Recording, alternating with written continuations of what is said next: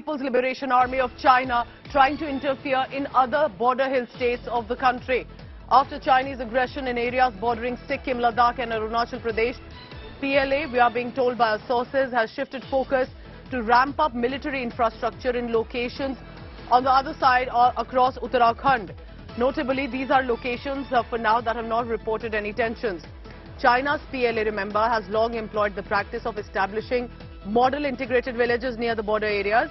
These are particularly in proximity to eastern Ladakh and northeastern regions near Sikkim and Arunachal.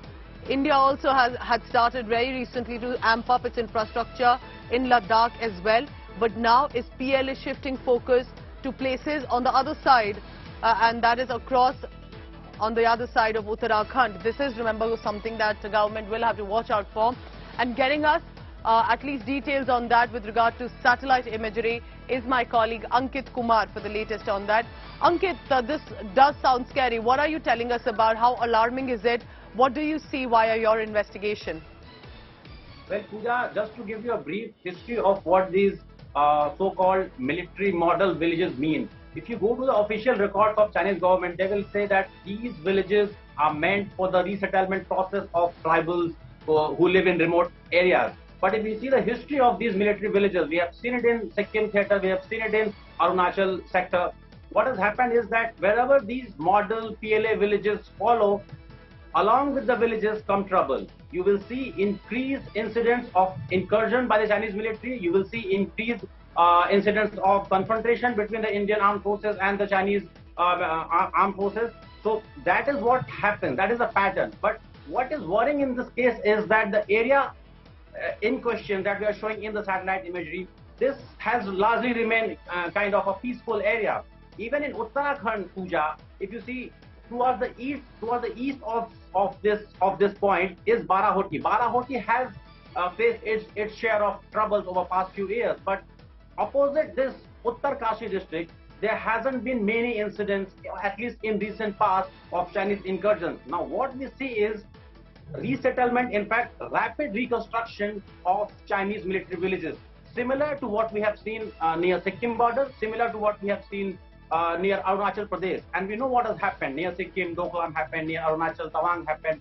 So our worst fear is that these model military villages will lead to more or increased number images, of confrontations Ankit, what do you think Indian government and military should go ahead with? Because for the longest time we did not amp up our infrastructure in Ladakh. It's been more recent compared to China. Do you think that Uttarakhand should become a focus, that this should not be taken lightly by the government and the military? I believe it already is a focus area, Pooja. There has been a lot of infrastructure upgrade from India's side as well. So of course we are not shifting our focus to what India is doing. We know what India is doing. There are official records of what the infrastructure development that has been taking place from India's point of view. The problem is that Indian armed forces do not have a history of crossing the LAC and going into Chinese area. It's the PLA which has a history of crossing the line of actual control or the borders, whichever is applicable, and then coming and kind of doing a salami slicing. So from India's point of view, yes, India is upgrading its infrastructure. Yes, there is more that needs to be done. But the worry is that the focus from eastern Ladakh, from Arunachal and Sikkim might now just shift towards the middle sector facing Uttarakhand. Do tell us this, because you've been investigating this specifically with regard to satellite imagery, Ankit, about whether it is in Ladakh, in Arunachal or in Uttarakhand as well. It does give them some sort of strategic advantage as well if they have these infrastructure model villages. How precisely is this going to be of significance with Uttarakhand? What is the reason that China ensures that it does have infrastructure in place, solid completely across the border in these border areas? Because why then Uttarakhand is likely that next agenda for China?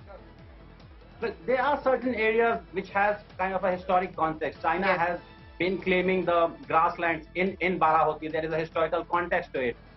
Let's also remember that India and China are engaged in diplomatic level talks. So when these talks move forward, China would like to include as many areas as possible to get more legroom in terms of negotiations.